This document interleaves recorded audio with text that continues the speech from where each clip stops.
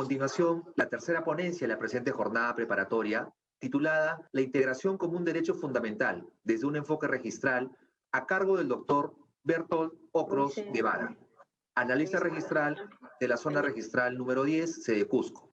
Doctor Bertolt Ocros, buenas noches, bienvenido, lo escuchamos. Ayintuta, y para algunos Ayimpunchay, Noja Sutini, Bertolt Ocros Guevara, y Mainaya Cayán, con el quechua Ayacán. Seguramente muchos de ustedes no han podido entender lo que yo les acabo de decir. He ahí radica la importancia del lenguaje, ya que a través del lenguaje nosotros podemos comunicarnos. De esta manera podemos tener una integración real y verdadera. Es un gusto estar con todos ustedes. Y para los que no entendieron, simplemente dije buenas noches, y para otras personas, buenos días, ya que sé que hay personas que están al otro lado del continente. Mi nombre es Bertolt Ocros Guevara. ¿Cómo están? Eso es todo lo que dije en quechua. Voy a hablarles en este caso sobre un tema muy importante, la integración como un derecho fundamental desde un enfoque registral. Bien, lo primero que tenemos que tener en cuenta es advertir si es que los derechos humanos, los derechos fundamentales o los derechos constitucionales son sinónimos. Si bien es cierto, todos sabemos que hacen referencia a los derechos, pero tenemos que hacer algunas precisiones. Por ejemplo, los derechos humanos, o este término se utiliza para hablar en un contexto internacional. Los derechos fundamentales se utilizan al referirnos a un contexto interno, a una legislación interna, por ejemplo, en nuestra Constitución. Y los derechos constitucionales hacen referencia a todos aquellos derechos que se encuentran de manera expresa en la Constitución, en este caso en la de 1990. Para aclarar más este tema, vamos a citar a un constitucionalista muy famoso, el doctor Marcial Rubio, quien nos dice que la expresión derechos humanos sería una expresión que está reservada para significar los derechos del hombre recogidos en las distintas declaraciones y pactos internacionales sobre derechos, mientras que la expresión derechos fundamentales estaría reservada para aludir a los derechos del hombre que han sido recogidos en el ordenamiento jurídico interno, generalmente en la primera de sus normas, en este caso nuestra Constitución, la ley de leyes, nuestra Carta Magna. Ahora bien, habría que hacer una precisión más, porque aparentemente los derechos fundamentales son un sinónimo de los derechos constitucionales.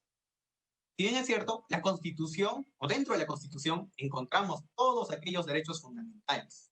No obstante, en nuestra Constitución no están regulados de manera expresa todos los derechos. Es así que, según el Tribunal Constitucional, hace una clasificación de los derechos en vista de su existencia. Por ejemplo, tenemos los derechos viejos o escritos, los que tradicionalmente conocemos, el derecho a la vida, el derecho a la igualdad, etcétera, etcétera. También tenemos los derechos nuevos, por ejemplo, el derecho al Internet. En esta coyuntura ha tomado un papel muy importante. Y también existen otros derechos, los derechos implícitos. Por ejemplo, tenemos el derecho de seguridad jurídica, el acceso a la justicia, el derecho a ser servidor público, entre otros. Por su parte, el Tribunal Constitucional también conceptualiza qué es un derecho fundamental. Según el expediente 1042-2002, nos indica que son componentes estructurales básicos, el conjunto del orden jurídico objetivo. En otras palabras, son la norma base, la cumbre de toda norma jurídica. Otra resolución nos indica que son bienes susceptibles de protección, que permiten a la persona la posibilidad de desarrollar sus potencialidades en la sociedad. Es decir, que a través de los derechos fundamentales, las personas podemos desarrollarnos de manera individual, pero también de manera colectiva. Ahora bien, luego de haber hecho esta precisión, vamos a abocarnos al tema, a los derechos que protege la SUNAR. Para eso vamos a tomar la visión y la misión. La visión de registros públicos, como bien dice que dice, respetan los derechos humanos en un contexto de cultura, de la legalidad y convivencia social. Algo muy importante, derechos humanos. Otra vez vemos este término. Quiere decir que está haciendo una referencia a un marco internacional, porque registros públicos no tienen una incidencia solamente nacional, también tiene una internacional, para lo cual se requiere de la ayuda de los funcionarios diplomáticos, en este caso de los cónsules, quienes a diario realizan funciones de notarios en el extranjero, emiten poderes, testamentos, entre otros documentos, ¿no? para que luego esa escritura pública tenga que entrar a nuestro país, y para poder ingresar a los registros públicos requiere ser legalizada la firma del cónsul. Para esto, el Ministerio de Relaciones Exteriores cuenta con 12 oficinas descentralizadas. Por mencionar algunas, tenemos en Tumbes, Piura, Arequipa, Trujillo, entre otras. La misión de registros: inscribir y publicitar actos, contratos, derechos y titularidades de los ciudadanos mediante un servicio de calidad, accesible, oportuno y predictible. Acá me gustaría hacer énfasis en el tema de accesible. Dada la coyuntura y el contexto en el que estamos viviendo, las herramientas digitales se convirtieron en el mejor medio para poder expedir la publicidad y, en otros casos, poder ingresar los títulos, ¿no? Hablo del sistema de intermediación digital que tienen los notarios, a través del cual ellos ingresan los documentos y va directamente a la bandeja del registrador. Y el SPRL, el Sistema de Publicidad Registral en Línea, que normalmente lo utilizan los usuarios para pedir un certificado catastral, una vigencia de poder, entre otros documentos. Ahora bien, registros públicos está adscrito a uno de los ministerios, a uno de los 18 ministerios que tiene nuestro país, contando la presidencia del Consejo de Ministros. Este ministerio es el Ministerio de Justicia y Derechos Humanos, otra vez la terminología derechos humanos.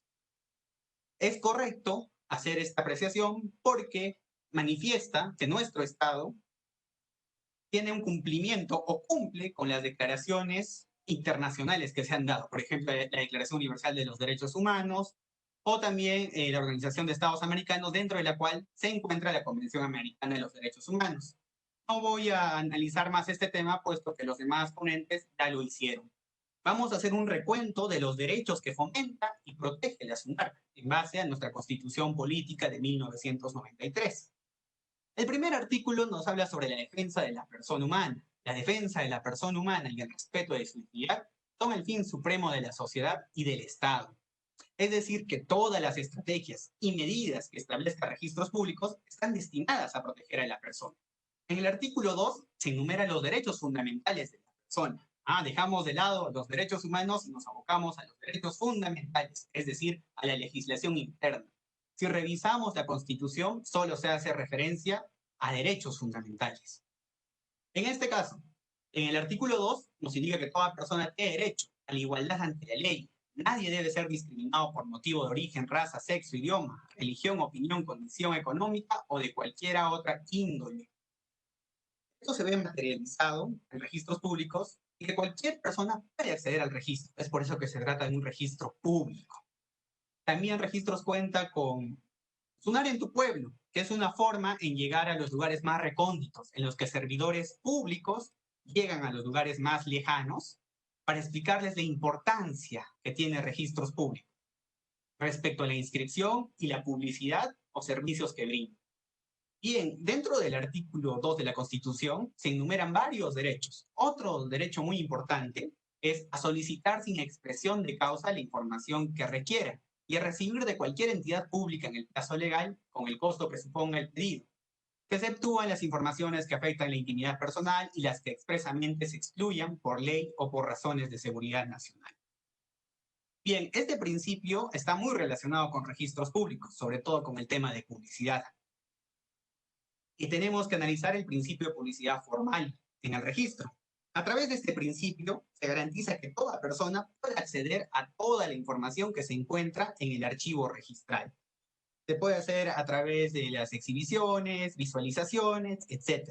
Y ningún funcionario ni servidor público puede requerir o solicitarle cuál es la causa para tener esa información.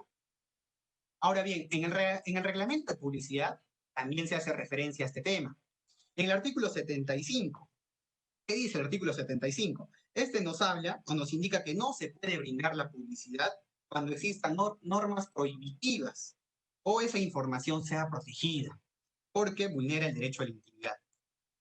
Pero, ¿cuál es esa información protegida? El artículo 76 nos da la respuesta. Por ejemplo, las causales de invalidez de matrimonio, de divorcio, la pérdida de patria potestad, la condición de adoptado, entre otras. Otro derecho muy importante es asociarse, a constituir fundaciones y diversas formas de organización jurídica sin fines de lucro, sin autorización previa y con arreglo a ley. no pueden ser disueltas por resolución administrativa.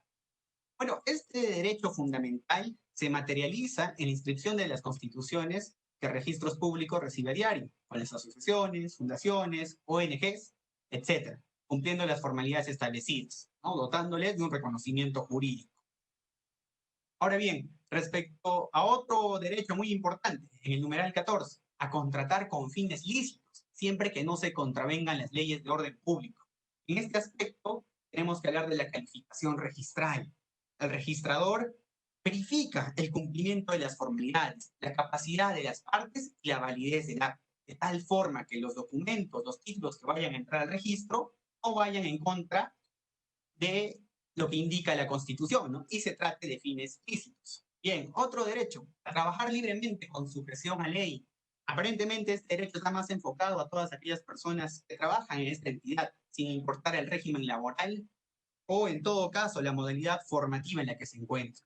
Estas se desprenden muchos otros derechos, ¿no? Como el derecho a tener vacaciones, el derecho a tener una jornada laboral de 8 horas diarias, ¿no? Y si tenemos que resaltar, está prohibido el trabajo forzoso y el Estado debe garantizar que esto se dé de una manera adecuada. Bien, un derecho que es básico, está relacionado a registros públicos, es el derecho a la propiedad y a la herencia. Constitucionalmente, el artículo 70 nos habla sobre la inviolabilidad del derecho a la propiedad, es decir, que nadie puede violar la propiedad, salvo dos excepciones, cuando se trate de seguridad nacional o necesidad pública. Asimismo, podemos manifestar que en algunos casos la propiedad tiene un tratamiento especial. Por ejemplo, cuando hablamos de áreas naturales protegidas o también cuando hablemos de patrimonio cultural.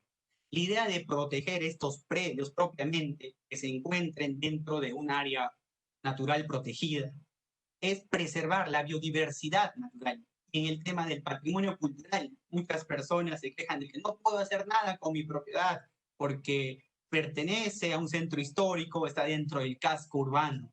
La idea es poder preservar esa cultura, esa enseñanza cultural, religiosa e incluso militar que hemos tenido y que tiene que trascender en el tiempo. Registros públicos le da esa protección.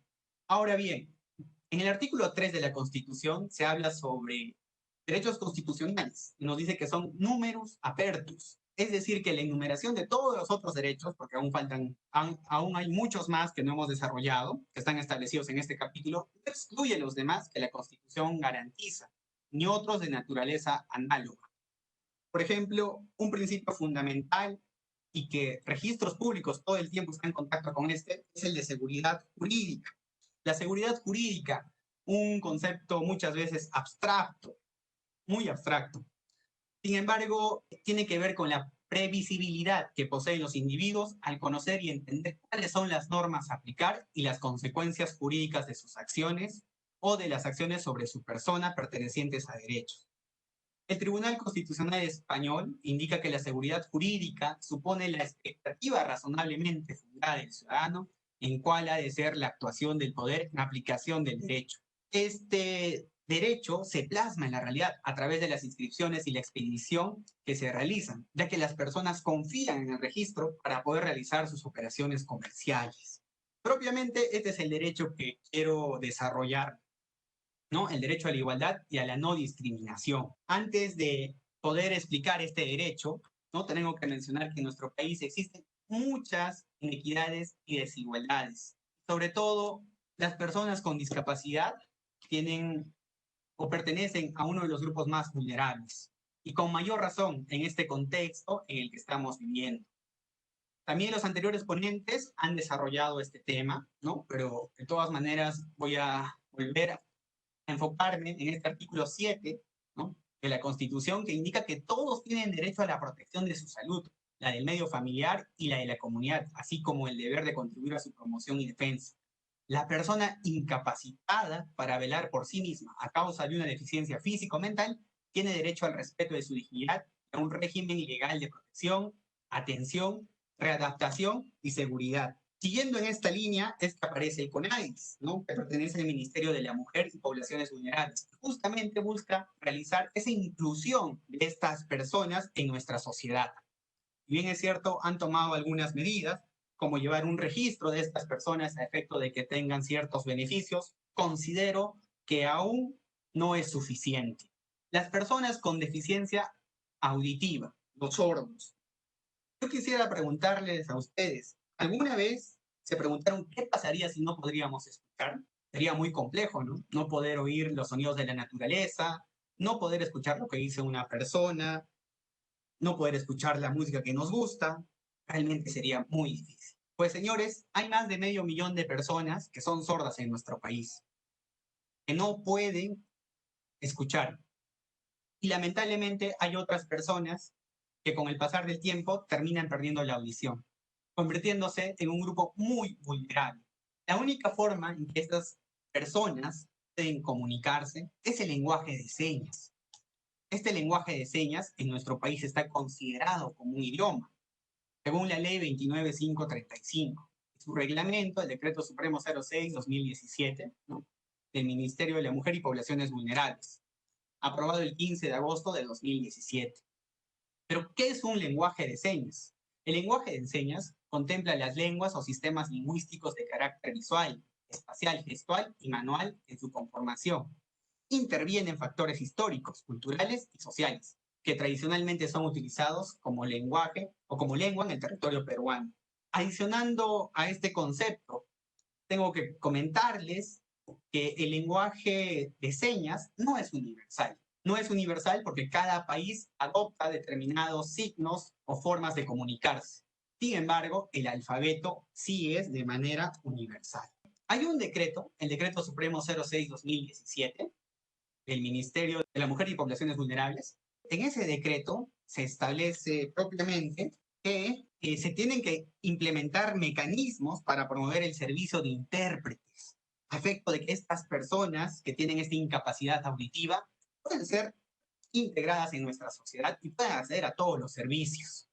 Bien, en las disposiciones finales se indica que en 180 días calendarios, desde la publicación del reglamento, que se publicó en el año 2017, si sacamos cuentas, hasta este momento ya pasó mucho más de 180 días, ¿no? Y se establecía que las entidades e instituciones públicas y privadas que brindan servicios públicos o de atención al público deben establecer el procedimiento interno para la solicitud del servicio y el mecanismo a utilizar para la provisión del mismo, sin perjuicio de brindar el servicio cuando la persona con discapacidad auditiva o persona sorda lo requiera.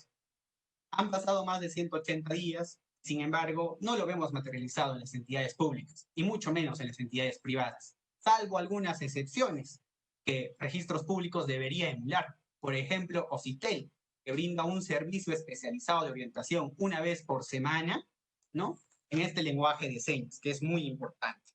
¿Cómo cumplir con los objetivos del Plan Bicentenario en materia de derechos y dignidad humana? La propuesta es esta. Todas las personas de registros públicos, sobre todo enfocándonos en las personas que atienden a los usuarios, tenemos que aprender este lenguaje de señas, el cual utilizamos a diario sin darnos cuenta. Desde niño, las personas se expresan con señas, y hasta ahora muchos de nosotros lo hacemos. Por ejemplo, cuando alguien dice guarde silencio, ponemos el dedo aquí como que silencio, ¿no? Shh, silencio. O el policía levanta la mano para decir que paren. O está loco, está loco. Estamos utilizando señas. Y este lenguaje es parecido a las señas que utilizamos, porque de alguna u otra manera utiliza el contexto social, cultural que tenemos para poder adaptarlo y comunicarse. Por ejemplo, cuando nosotros siempre hacemos esto, bien, like, pues en el lenguaje de señas significa la letra A. A. O por ejemplo, los meses. Solo por ejemplo, ¿no? El mes de octubre lo relacionamos con una fiesta religiosa muy grande, ¿no? Entonces, octubre para los sordos es como estar en procesión. Esto es octubre. O noviembre, el Día de los Muertos. Se dice así, o en todo caso se hace con las señas de esta manera. O diciembre, Navidad, la barba, ¿no? Eso es diciembre para los sordos. Y cosas así. Entonces, aprender este idioma no es tan complicado. Es mucho más fácil que aprender cualquier otro idioma porque es algo práctico y es algo que de alguna u otra manera todos nosotros conocemos. Ahora, el lenguaje de señas es un lenguaje innato, ya que, como lo dije, desde niños y durante todas nuestras vidas lo usamos de manera espontánea. Por lo tanto, sería algo muy interesante que registros públicos puedan aplicar esta política Y no solo eso, en todas las publicidades que se transmiten en las distintas oficinas registrales, ¿no? Sobre cómo inscribir un predio o sobre los CRIs, podría haber el pequeño cuadrito con una persona que esté transmitiendo el mensaje, pero en lenguaje de señas. Solo de esta manera vamos a poder tener una real y verdadera integración que tanto necesitamos. ¿Por qué aprender el lenguaje de señas? Bueno, aquí le doy unas cuantas razones. Puedes comunicarte en lugares donde hay mucho ruido. Además, aprendes otro idioma. Permite la comunicación a través de ventanas y a distancia sin elevar la voz. Desarrolla nuestra expresión corporal y gestual. Es una lengua única, visual, espacial y gestual en 3D sin usar lentes. Bueno, los lentes. La tecnología tiene algunas consecuencias. Reduce la discriminación y favorece la integración. ¡Qué bonito! Tenemos que ir por eso. Además, podemos conocer a gente maravillosa en la comunidad sorda peruana. Podemos hacer el cambio que requiere nuestro país. Conclusiones. Los derechos fundamentales son los elementos estructurales de nuestro sistema jurídico. Son la base de todo y ni ninguna norma puede ser contraria a esos derechos. La SUNAR promueve y fortalece los derechos fundamentales, tales como el derecho de la propiedad, la seguridad jurídica, igualdad ante la ley, entre otros. En nuestro país existe una deuda gigante por parte del Estado y la sociedad en su conjunto respecto a las personas que tienen discapacidad, ya que muchas son marginadas e incluso discriminadas de manera inconsciente. Una forma de mejorar la integración social es aprender el lenguaje de señas. De esta forma, integraremos a todas las personas que sufren de sordera y podremos darle un servicio de calidad. Para culminar, quiero leer esta frase que me pareció muy interesante de Miles Davis, que dice: el silencio es el ruido más fuerte, quizás el más fuerte de los ruidos. Muchísimas gracias. Muchas gracias por su importante ponencia, doctor Bertolt Okros. Señoras y señores, hasta aquí la primera fecha de esta quinta jornada preparatoria al 18º CADER SUNAR.